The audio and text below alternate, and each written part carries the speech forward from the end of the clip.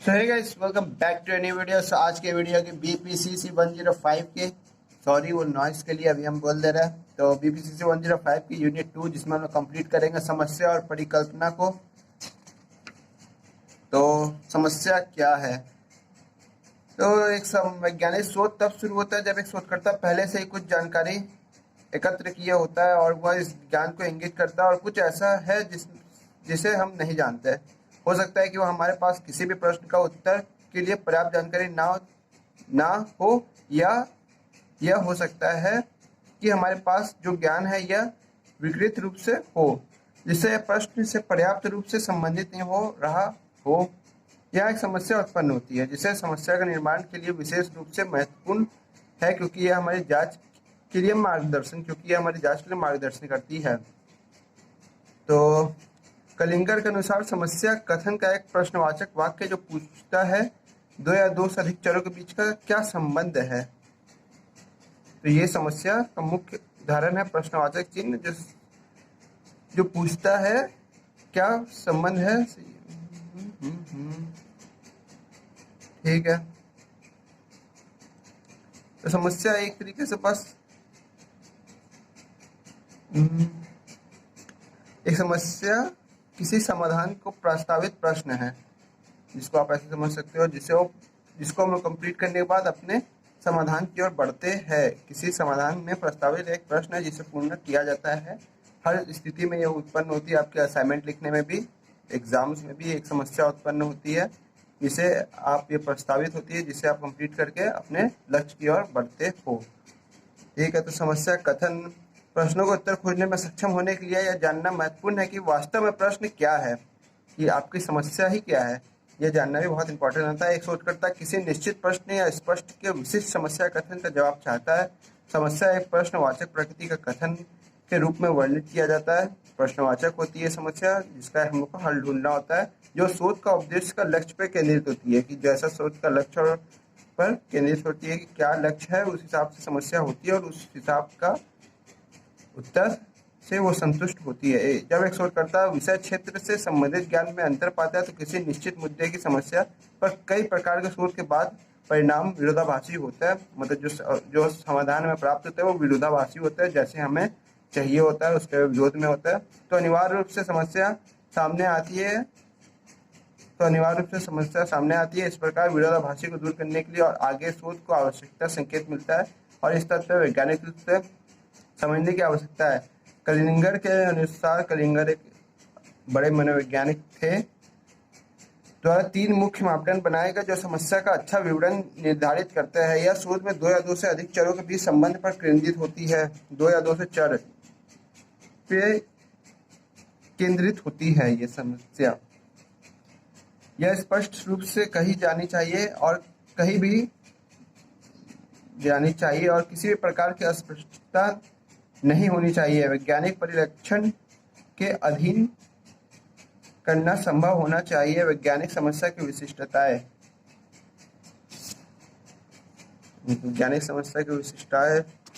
जो होती है वो पढ़ लेना। आप लोग को इतना कुछ इम्पोर्टेंट है नहीं। तरीके जिसमें समस्या प्रकट होती है। एक समस्या को तब तक हम समस्या कहते हैं जब ये पर्याप्त तौर पर जानते हैं कि कुछ ऐसा है जिसे हम वास्तव में नहीं जानते, वह एक समस्या है। कम से कम 3 तरीकों में से एक समस्या प्रकट हो सकती है। ज्ञान का अंतराल, जिसमें ज्ञान का एक काफ़ी बड़ा अंतराल हो, जहाँ पे आपको एक क्लास की और फिर तीसरी क्लास की और दूसरी क्लास जो मिस हुई वो आपके लिए वह समस्या का उत्पन्न कर सकती है। जब ध्यान और देने और योग अंतर की जानकारी का अभाव हो जाता है, आपका ध्यान हट जाता है और क्लास से एक महत्वपूर्ण टॉपिक छूट जाता है आपके क्लास से, तो एक समस्या बनता है आपके आगे की पढ़ाई में और आगे के पॉइंट्स को क्लियर करने में। एक समूह मनोचिकित्सक सेवा प्रदान करने का इरादा रखता है तो 2 प्रश्न उठते हैं, अर्थात उन्हें किस प्रकार के मनोचिकित्सा की पेशकश करनी चाहिए और चिकित्सक विधियों के विभिन्न रूपों में कौन सा। ये एक उदाहरण के तौर पर आ गया विरोधाभासी परिणाम। जब एक ही क्षेत्र में की गई जांचों को सुसंगत नहीं होती, मतलब कि जब उत्तर अलग अलग आ रहे हो आपके, और इसलिए कई बार विरोधाभासी परिणाम प्राप्त होता है। अतः अब समस्या यह है कि नए उत्तर का पता लगाए और विवाद को सुलझाए। कि अगर एक बार 10 आया और एक बार 12 आ गया तो उत्तर क्या है आपका, 10 या 12, तो फिर से आपको टेस्ट करना पड़ेगा और एकदम सही तरीके से कि समस्या कहाँ आ रही है उसको निपटाते हुए आपको उसे आगे बढ़ाते हुए उसके सही उत्तर तक जब तक नहीं पहुंचे तब तक करना पड़ेगा आपको। शोध कई बार किए जाते हैं कि ये जो शोध सामने किया गया जो व्यक्ति है ये क्या सही शोध किया है, इसके लिए शोध को पुनः किया जाता है, देखा जाता है कि आंकड़े सही आ रहे हैं। तथ्य की व्याख्या करना एक अन्य प्रकार है जिसमें हम समस्या के बारे में जानते हैं जब तक कि तथ्य के प्रभाव में होते हैं। हम खुद से पूछते हैं ऐसा क्यों है। जब किसी भी तथ्यों के अस्पष्टीकृत जानकारी से संदर्भ में पाया जाता है तो वहाँ एक समस्या मौजूद होती है।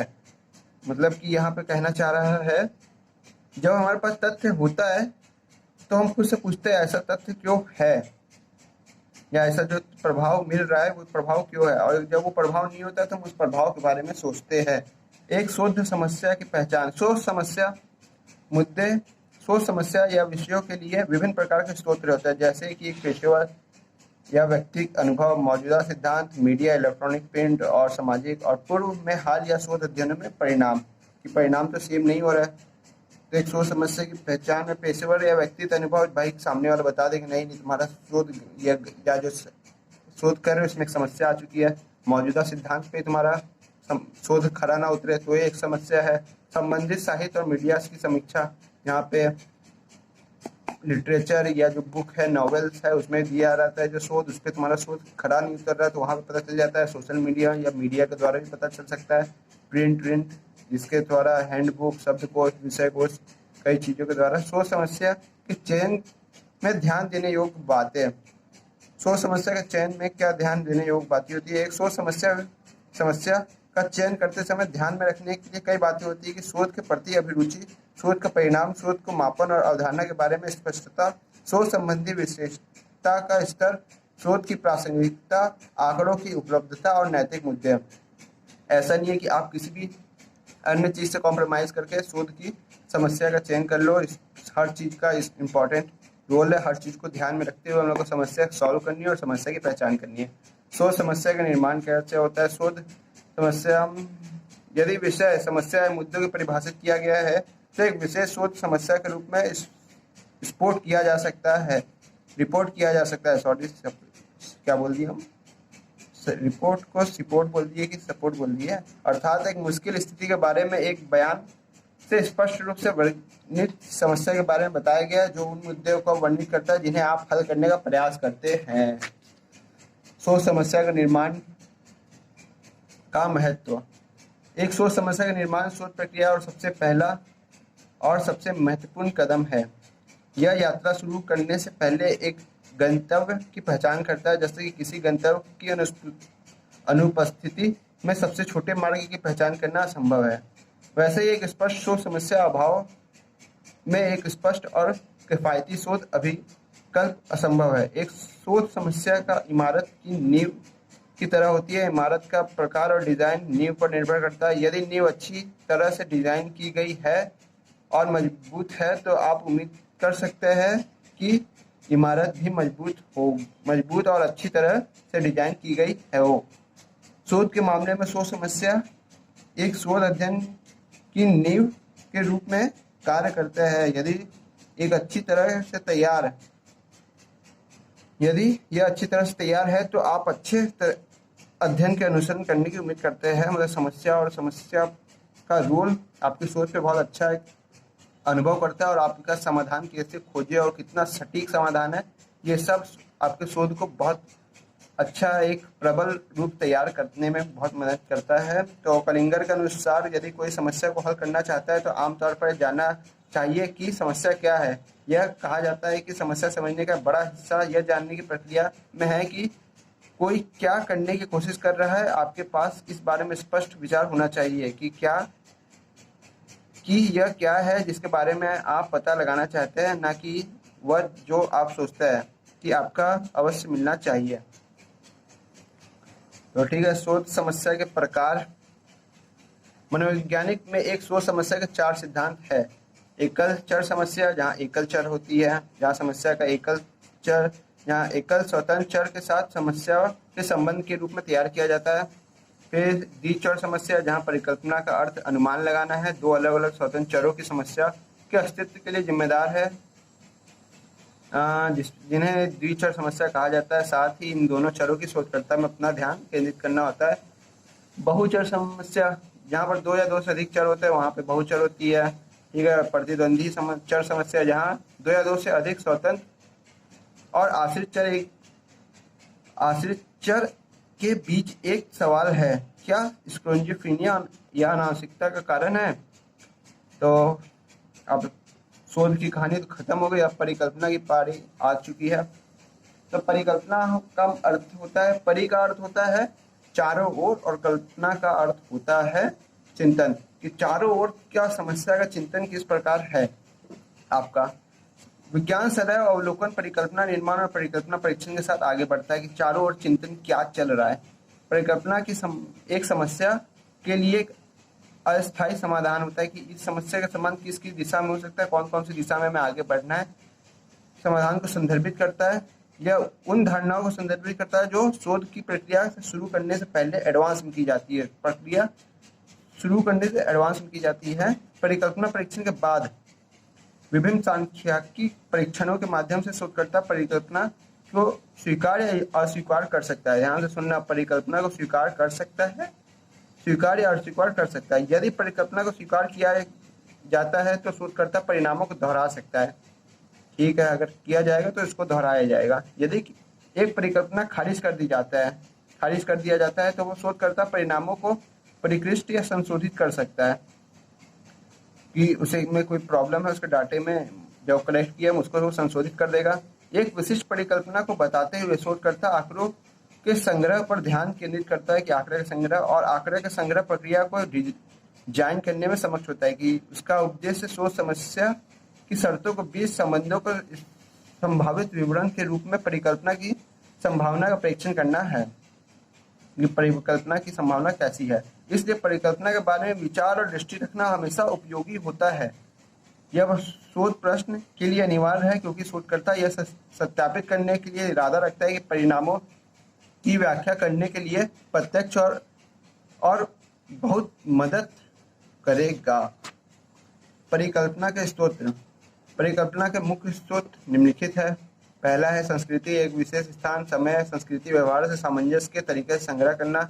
किसी मुद्दे के लिए परिकल्पना तैयार करते समय संस्कृति की जांच की जानी चाहिए। यदि हम किसी विशेष देश या स्क्रोंजियोफ्रेनिया के रुझान की जांच करना चाहते हैं तो उद्देश्य के लिए हम देश की परंपराओं और पारिवारिक संरचनाओं, मानदंडों और मूल्यों और क्षेत्र के लिए शिक्षा प्रणाली की शोध करेंगे। शोधकर्ता का व्यक्तित्व अनुभव, कि सामने वाले का व्यक्तित्व अनुभव कैसा है, उसका सामाजिक समस्या उन्मूलन के लिए बिंदुओं का प्रस्ताव रखना, उच्च अध्ययन और अनुभव, उच्च स्तर की तैयारी में योगदान रखना, अपने दिमाग का उपयोग करते हुए मजबूत परिकल्पना बनाने में। शोध और कल्पना। एक शोधकर्ता की कल्पनाशील सोच बहुत और रचनात्मक अक्सर परिकल्पना के निर्माण में सहायता करती है, कि कितना रचनात्मक सोच सकता है, किस दिशा से सोच सकता है और कितनी तेज सोच सकता है। यह शोधकर्ता के व्यक्तिगत विचार और तर्क क्षमता परिकल्पना तैयार करने के साथ साथ समस्या पर नियंत्रण के लिए काफी अधिक योगदान करते हैं। वैज्ञानिक सिद्धांत।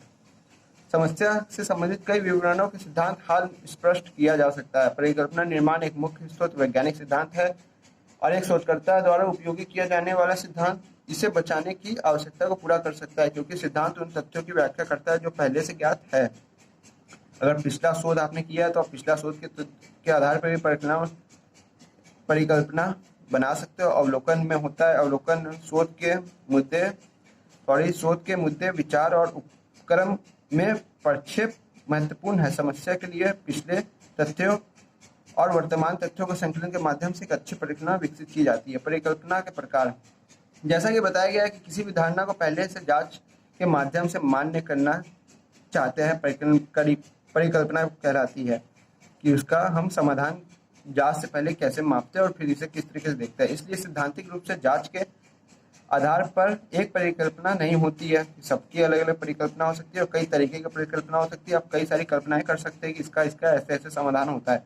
हालांकि वैज्ञानिक पूछताछ में परिकल्पना और परिकल्पना के निर्माण में प्रयुक्त शब्दांकन के कारण परिकल्पना के कई प्रकारों में वर्गीकृत किया गया है, जैसे सार्वभौमिक परिकल्पना, अस्तित्वगत परिकल्पना, वैचारिक परिकल्पना आदि। मोटे तौर पर परिकल्पना के 6 श्रेणियां हैं। शून्य परिकल्पना, यहाँ से अब आप लोग का दिमाग घूमना स्टार्ट होगा।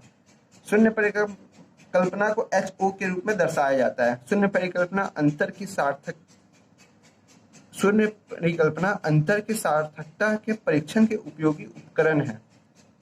अपने सरलतम रूप में यह परिकल्पना यह दावा करती है कि दो जनसंख्या माध्य के बीच कोई वास्तविक अंतर नहीं है। दो जनसंख्या मतलब 100 के बीच कोई वास्तविक अंतर नहीं है, या वो 110 भी हो सकता है, उसके बीच में कोई वास्तविक अंतर नहीं है। और प्रतिदर्श माध्य के बीच पाए जाने वाला अंतर आकस्मिक और महत्वहीन है, जो प्रतिदर्श के उतार चढ़ाव के संयोग के उत्पन्न हो रहा है। मतलब जो अगर थोड़ा सा अंतर आ भी रहा है तो वो प्रतिदर्श के कारण आ रहा है, उतार चढ़ाव में।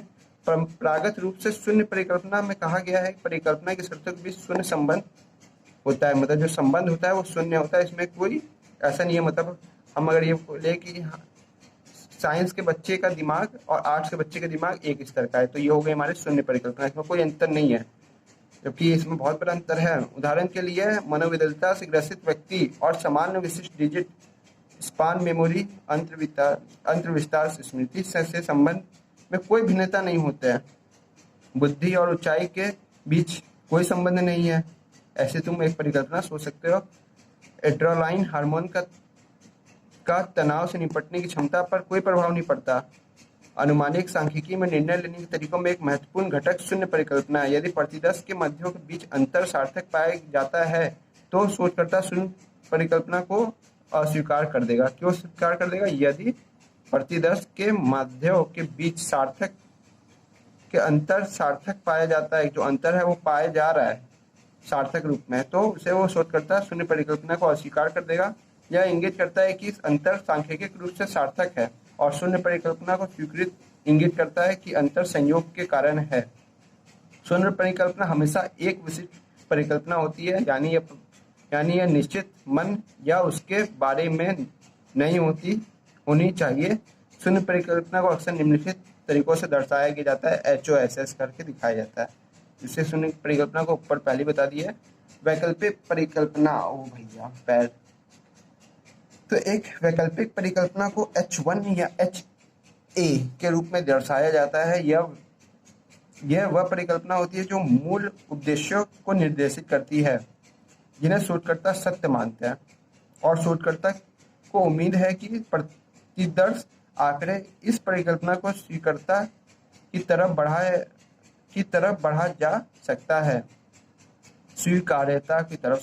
जा सकता है।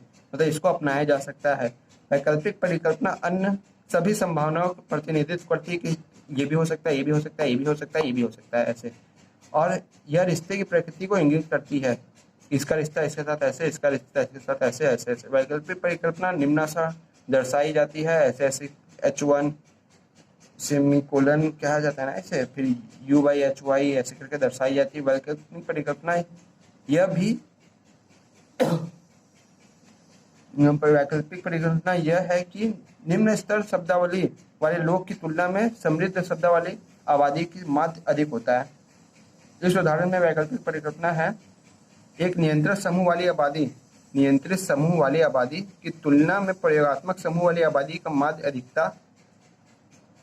ठीक है, इसे दिशात्मक परिकल्पना कहा जाता है, क्योंकि यह प्रयोगकर्ता में भविष्यवाणी की थी कि समृद्ध शब्दावली वाले बच्चे निम्न स्तर शब्दावली बच्चे में एक विशेष दिशा में भिन्न होता है। मतलब जहाँ भिन्नताएं देख ली जाती है, और उसे वैकल्पिक परिकल्पना देखा जाता है, जहाँ कई विकल्प के रूप में होते हैं, आपके समाधान के परिकल्पना होती है, जहाँ बहुत समस्या के कई सारे समाधान में परिकल्पनाएं होती है जो वैकल्पिक रूप में होती है। कभी कभी शोधकर्ता केवल इस बात पर भविष्यवाणी करते हैं कि दोनों समूह एक दूसरे से भिन्न होंगे, लेकिन शोधकर्ता यह नहीं जानता कि कौन सा समूह अधिक होगा, कौन सा समूह कम होगा।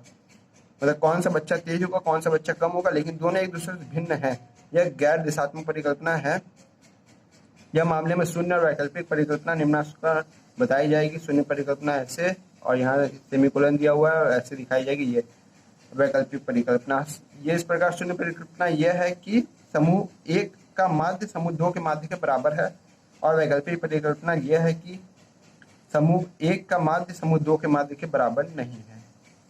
जहाँ बराबरता की बात आएगी वहाँ शून्य परिकल्पना होगी, जहाँ एक परिकल्पना है वो सही है तो वो शून्य परिकल्पना है, और दोनों में इक्वलिटी नहीं होगी जिसमें थोड़ा सा भी इधर उधर हो रहा है, ऑप्शनल हो रही है चीज़ें, तो एक के बीच में दूसरे के बीच में अंतर आ रहा है, वो हो गई आपकी वैकल्पिक परिकल्पना। दिशात्मक परिकल्पना को यहाँ पे ऊपर पहले बता दिया गया थोड़ा सा। आमतौर पर इस सिद्धांत से आमतौर पर इन्हें सिद्धांत से लिया जाता है। उसका मतलब यह हो सकता है कि एक विशिष्ट परिणाम बौद्धिक रूप से शोधकर्ता को समर्पित है। वे चरों के बीच संबंधों की अपेक्षित दिशा को निर्देशित करते हैं, अर्थात न केवल संबंध की उपस्थिति बल्कि इनकी प्रवृत्ति में शोधकर्ता द्वारा अनुमान लगाया जाता है। एक स्पेशल चर होने पे आप दिशात्मक परिकल्पना की ओर बढ़ते हैं, जिसमें न केवल किसी संबंध की उपस्थिति बल्कि इसकी प्रवृत्ति का भी शोधकर्ता द्वारा अनुमान लगाया जाता है कि किस रूप में होगा, बच्चा किस रूप में तेज होगा, इसकी प्रवृत्ति का भी अनुमान लगाया जाता है। गैर दिशात्मक परिकल्पना इसका उपयोग तब किया जाता है जब कोई सिद्धांत नहीं होता, कोई सिद्धांति नहीं है, या पिछले अध्ययनों के निष्कर्ष विरोधाभासी, मतलब 10 आया और एक परिकल्पना में दूसरे परिकल्पना में एक समस्या को पूरा हल करने में 10 आया, फिर अगली समस्या को वही समस्या को पुनः हल करने में 12 आ गया, तो ये एकदम कोई विरोधाभासी परिणाम आ गए। वो निष्पक्षता दिखा सकते हैं, रिश्ते की दिशा तय नहीं करते हैं। कौन निष्पक्ष तो है लेकिन कोई दिशा ही नहीं है कि किस प्रकार निष्पक्षता जारी है। साहचर्य परिकल्पना, चर के बीच प्रास्ताविक संबंध। जब एक चर परिवर्तन होता है तो संबंधित विपरीत चर का मान को भी परिवर्तित करता है। मतलब अगर छोटी सी चीज परिवर्तन होगी एक टेस्ट में तो सामने वाले की चीजों को भी, उसका रिजल्ट को भी परिवर्तित करेगा। इसके कारण कारक और प्रभाव की व्याख्या नहीं की जा सकती। तो साहचर्य परिकल्पना होती है, जटिल परिकल्पना होती है। एक जटिल परिकल्पना वह परिकल्पना है जो दो से अधिक चरों के बीच जो दो से अधिक चर या चरों के बीच संबंध या संबंधों का वर्णन करती है कि क्या संबंध है। वर्णनात्मक शोध क्या होता है? जब हैदराबाद के एक स्कूल में कक्षा की परिस्थितियों की सूचना संचार प्रौद्योगिकी ICT का उपयोग के प्रति शिक्षकों का रवैया आकलन करने की निर्णय लिया जाता है, वहाँ वर्णनात्मक शोध का उपयोग किया जाता है। ठीक है। सर्वेक्षण और प्रक्षेप विधियां द्वारा शिक्षकों के ICT का उपयोग करके उनकी रुचि और निरीक्षण किया जा सकता है। इसके परिणाम अधिगम के प्रभाव को पहचानने में मदद करते हैं कि वो कैसे सिखाते हैं। वर्णनात्मक शोध वर्णन करता है और व्याख्या करता है कि क्या है। वर्णनात्मक शोध मौजूदा परिस्थितियों से संबंधों, जो प्रथाएं प्रचलित है, जो मान्यताएं और दृष्टिकोण मान्य है, जो प्रक्रियाएं चल रही है और प्रभाव जो महसूस किए जा रहे हैं या जो चल रहे हैं उससे संबंधित है। दृष्टिकोण को शोध समस्याओं के विभिन्न विशेषताओं की पहचान करने और आगे के शोध के लिए अनुकूल बनाने के लिए निर्देशित किया जाता है। वर्णनात्मक शोध मौजूदा घटना और विशेषताओं का वर्णन करती है। वर्णनात्मक शोध एक घटना में विस्तृत तस्वीर प्रदान करती है जिसे आप तराशने में रुचि रखते हैं। वर्तमान रोजगार दर, किसी भी देश की जनसंख्या, कामकाजी एकल माता पिता की संख्या वर्णनात्मक शोध के उदाहरण है। कि एक टीचर पढ़ाता है और कैसा पढ़ाता है, वर्तमान में वो कैसा है और भविष्य में वो कैसा हो सकता है, मतलब उसकी व्यवहार में कैसा परिवर्तन आ सकता है, उसे एक वर्णनात्मक शोध के द्वारा आराम से नापा जा सकता है। कि क्या बोला गया? जो संबंधों से प्रथाएं प्रचलित है, जो प्रथाएं उसमें प्रचलित है, जो मान्यताएं वो दृष्टिकोण मान्य है, जो प्रक्रियाएं चल रही है और जो प्रभाव महसूस किए जा रहे हैं या जो चल रहा है या उससे संबंधित है, वो दृष्टिकोण को मापता है, उसकी पहचान बनाता है। जो चल रहा है या जो चलने से संबंधित है उसे मापता है और एक विस्तृत तस्वीर प्रदान करता है वर्णनात्मक शोध। तो इसमें अलग अलग मनोवैज्ञानिक का चीज दिया हुआ है। ग्रिफिथ और एल्टे ने वर्णनात्मक शोध की परिभाषित किया, क्योंकि वर्णनात्मक शोध एक मुख्य उद्देश्य घटनाओं को वर्गीकृत करता है, मुख्य उद्देश्य और घटनाओं को वर्गीकृत करता है ताकि बाद में शोध एक स्पष्ट शब्दावली का प्रयोग कर सके और तदर्थ परिभाषाओं से उत्पन्न अस्पष्टता को कम कर सके। लेकिन वर्णनात्मक विश्लेषण का उद्देश्य अध्ययन के तहत सामग्री और घटना का स्पष्ट विवरण प्रदान करता है। वर्णनात्मक शोध की विशेषताएं, हो सकता है पूछा चला जाए एग्जाम में, तो इसमें मात्रात्मक अनुसंधान और नियंत्रित चर और क्रॉस अनुभाविक अध्ययन। वर्णनात्मक शोध का अध्ययन में एक मात्रात्मक विधि है जिसका उद्देश्य प्रतिदर्श की सांख्यिकीय विश्लेषण के लिए उपयोग किए जाने वाली मात्रात्मक जानकारी और आंकड़ा का करता है। ला ला ला ला ला ला, तुम लोग पढ़ लेना है सब कुछ। परिकल्पना परीक्षण और प्रकार और त्रुटियां, ये मोस्ट इम्पॉर्टेंट टॉपिक रहा है, जून 2022 में आया है एग्जाम में। और परिकल्पना परीक्षण के चरण क्या क्या है, कैसे कैसे नापा जाता है परिकल्पना परीक्षण को, ठीक है।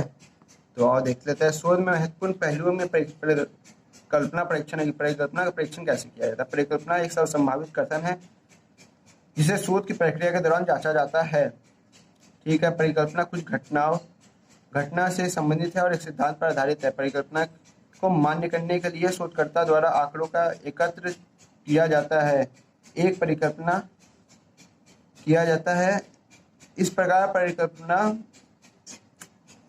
प्राप्त परिणामों के आधार पर शोधकर्ता द्वारा स्वीकार या अस्वीकार की जा सकती है। जैसे कि पहले बताया गया है, परिकल्पना परीक्षण एक प्रक्रिया के रूप में संदर्भित किया जाता है जिसमें जनसंख्या मूल्य पैरामीटर से संबंधित सांख्यिकी स्टैटिस्टिक्स का निर्णय होता है, जो प्रतिदर्श निर्णय होता है, जो प्रतिदर्श।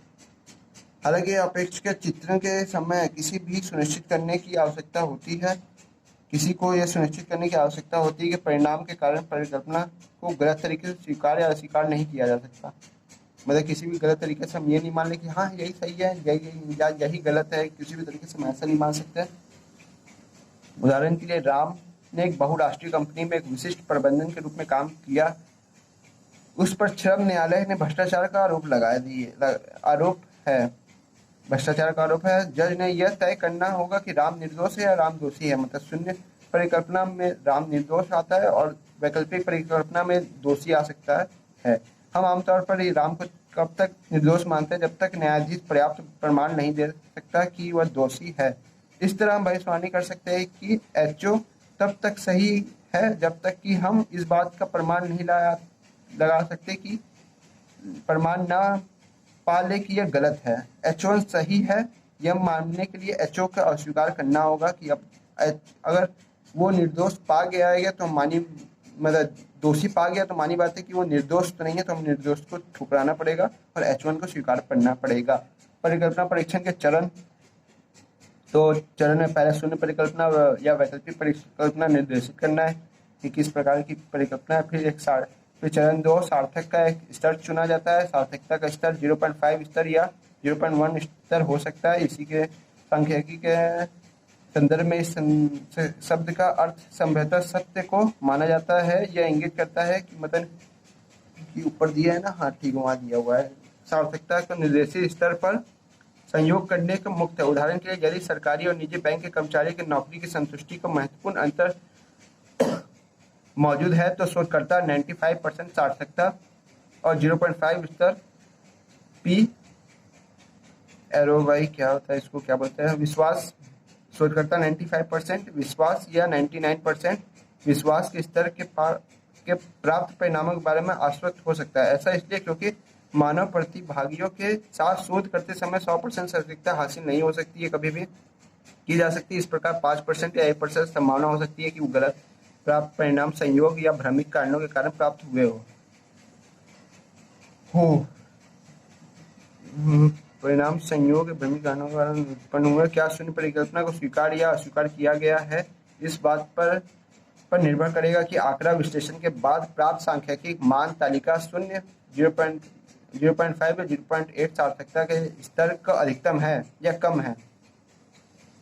यदि प्राप्त मान तालिका मान से अधिक है तो शून्य परिकल्पना को अस्वीकार कर दिया जाता है। यदि प्राप्त मान शून्य परिकल्पना की तुलना में तालिका मूल्य के कम है तो शून्य परिकल्पना को स्वीकार कर लिया जाता है। अस्वीकार कर लिया जाता है, उस समय इसको अस्वीकार करके वैकल्पिक परिकल्पना की ओर बढ़ जाया जाता है।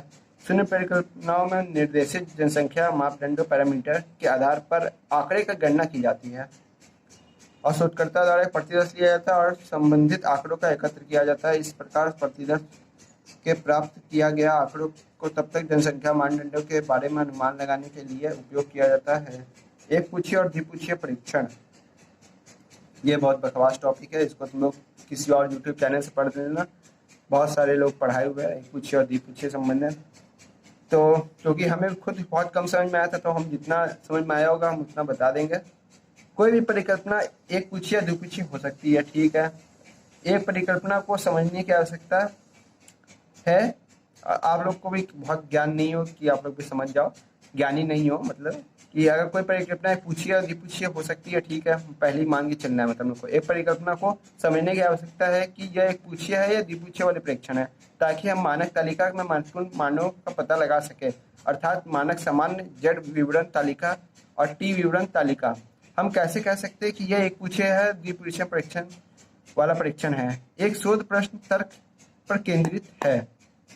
एक पूछिए परीक्षण पैरामीटर में वृद्धि या कमी पर केंद्रित होता है, जबकि द्विपक्षीय परीक्षण पैरामीटर और अंतर में अंतर बढ़ा या घटा पर आधारित होता है। इस प्रकार यदि हम प्रश्न का विवरण में जैसे अधिक बड़े हुए और बेहतर आदि छोटे कम और कम शब्दों में देखते हैं। क्या बोला गया है पहले इस बात पे तुम लोग एकदम ध्यान देना। एक पूछिए परीक्षण वृद्धि या कमी को दर्शाता है, जबकि द्विपक्षीय परीक्षण अंतर, उसमें अंतर भी हो सकता है, और बढ़ा या घटा पर केंद्रित होता है। जब ठीक है, तब एक पूछिए परीक्षण वाला सामान्य विवरण वर्ग केवल एक पूछ ऊपरी या निचली की जांच करता है। इसका उपयोग आंकड़ा संग्रहण में किया जाता है। जांच करता है सुनिश्चित करता है कि परिणाम एक दिशा में जाएंगे, जबकि द्विपक्षीय परीक्षण सामान्य विवरण वर्ग के ऊपरी और निचली दोनों पूछ की जांच करते हैं। सामान्यिकीय क्या बोल रहा है, सांख्यिकीय सार्थकता परीक्षण में दो पूछिए और सांख्यिकीय परीक्षण का उपयोग तब किया जाता है जब इस बात की संभावना होती है कि परिणाम पूर्वानुमानित दोनों दिशा में हो सकता है, मतलब इस तरफ भी जा सकता है, उस तरफ भी जा सकता है। इसका उपयोग शून्य परिकल्पना परीक्षण के सांख्यिकीय महत्व के लिए किया जाता है। एक पूछिए उसे कहा जाता है जब परिकल्पना के कुछ दिशा दी जाती है या परिकल्पना दिशात्मक होती है। उदाहरण के लिए यदि शोधकर्ता यह अध्ययन करता है कि क्या भावात्मक बुद्धि के संबंध के लिए लिंग भेद मौजूद है, तो एक पूछिए परिकल्पना होगी पुरुषों की तुलना में महिलाओं की उच्च भावात्मक बुद्धिमत्ता होती है, या पुरुषों की महिलाओं की तुलना में उच्च भावात्मक बुद्धिमत्ता होती है। ठीक है, द्विपक्षीय परिकल्पना परीक्षण अप्रत्यक्ष और भावात्मक बुद्धि अंतर के साथ साथ संबंध लिंक और अंतर मौजूद किया जा सकता है कि द्विपक्षीय परीक्षण मामले में शून्य परिकल्पना खारिज कर दिया जाता है। तो आगे अब हम लोग दिमाग वाले तरफ, ये हो गई हमारी एक पूछिए परिकल्पना। अब इसको आप हम कैसे समझाएं हमें खुद नहीं समझ में आता। तो इसमें हम एक साइड के टेल को देखो या दूसरे साइड के टेल को देखो, ठीक है। अंतर इसी जगह पता चलेगा ये एक पूछिए परिकल्पना या द्विपक्षीय परिकल्पना है, ठीक है। तो ये 0.1 लेवल ऑफ सिग्निफिकेशन है और ये टू टेल्ड है। अब इसमें टू टेल्ड कहाँ से दिख रही है और इसमें वन टेल्ड कहाँ से दिख रही है, हमें खुद बहुत कम समझ में आता है। तो इसमें जो वैकल्पिक परिकल्पना 0.5 की है और उच्चतम यहाँ पे गया है और यहाँ पे आया है टू टेल्ड और वन टेल्ड वहाँ पे है। ये तो हमें लगती है द्विपक्षीय परिकल्पना इस जगह हो रही है और यहाँ पे अगर समानता है और यहाँ पे अंतरता आ रही है तो ये द्विपक्षीय परिकल्पना है। जितना आप समझ रहे हैं वही बता रहे हैं। यहाँ पे एक ग्राफ में ऐसा दिखाया गया है कि थोड़े से बदलाव के साथ हम इस जगह अगर इसको ऐसे कर दें तो ये द्विपक्षीय परिकल्पना की तरफ जा सकती है। अगर इतना इतना डिफरेंस बदलता है तो अंतरता आती है, मतलब यहाँ 0.5 है और यहाँ 0.1 हो जाए तो तो द्विपक्षीय परिकल्पना की ओर बढ़ जाएगी, मतलब 2.33 जो इसका उच्चतम है 2.88 की तरफ हो जाए तो ये 2.58 की तरफ हो जाए तो द्विपक्षीय परिकल्पना की तरफ आ सकती है। दोनों में यही दर्शाया गया है कि कोई भी ये परिकल्पना में थोड़ी सी ऊंच नीच यह बदलाव जो यहाँ पे हो रहा है, जो यहाँ पे हुआ है, ये इसको द्विपक्षीय परिकल्पना में बदल सकता है। परिकल्पना परीक्षण में त्रुटियां आप पहले से जान चुके। परिकल्पना ऐसी धारणा है जो सही या गलत साबित हो सकती है। यह संभव है कि विभिन्न कारणों से परिकल्पना के बारे में गलत निष्कर्ष तक पहुंच सके। अपनाई गई नामित प्रक्रिया दोषपूर्ण हो, आंकड़ा संग्रहण की विधि गलत हो, चयनित अध्ययन अविकल दोषपूर्ण हो, अनुचित सांख्यिकी तरीकों का इस्तेमाल किया गया हो, निकाले गए निष्कर्ष गलत होते हैं। कई बार हमारी कैलकुलेशन ही गलत होती है। इसको हम साइड कर देते हैं।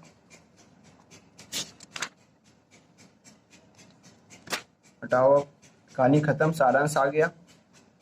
एक पूछे परिकल्पना परीक्षण को आप नेट पर पढ़ सकते हो, बहुत सारे छोटे छोटे वीडियोस में आपको मिल जाएंगे, क्योंकि शोध की ये बुक बहुत टफ है, किसी को बहुत जल्दी समझ में नहीं आता।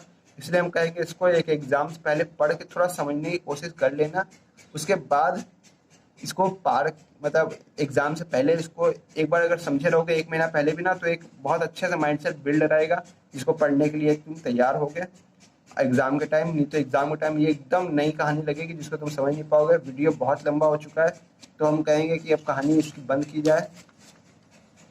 और वीडियो को बहुत इन्फॉर्मेटिव तो नहीं रहा है, लेकिन वीडियोस को आप आराम से देख के समझ सकते हो, और आराम से जितना समझ विकसित कर सकते हो उतनी कर पाओगे। और वीडियो अच्छी लगी है, बेहद मेहनत की है हमने, अब अच्छी लगी हो ना लगी लाइक तो करना पड़ेगा। कोई डाउट और प्रॉब्लम हो तो आप कमेंट करना, और डिस्क्रिप्शन बॉक्स में मेरी आईडी दी हुई है, तो आप वहाँ पे मुझे मैसेज करके पूछ सकते हो।